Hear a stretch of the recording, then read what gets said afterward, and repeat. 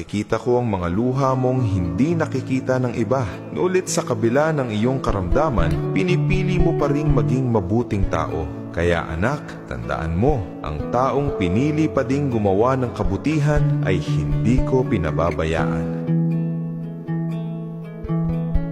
Akala mo ba, kahirapan ang pinakamabigat na laban sa buhay? Hindi anak, mas mabigat ang buhay ng taong walang Diyos na kinakapitan. Dahil ang kahirapan na may Diyos ay may pag-asa. Pero ang buhay na walang Diyos, kahit mayaman, ay madalas nauuwi sa lungkot at pagsisisi sa huli.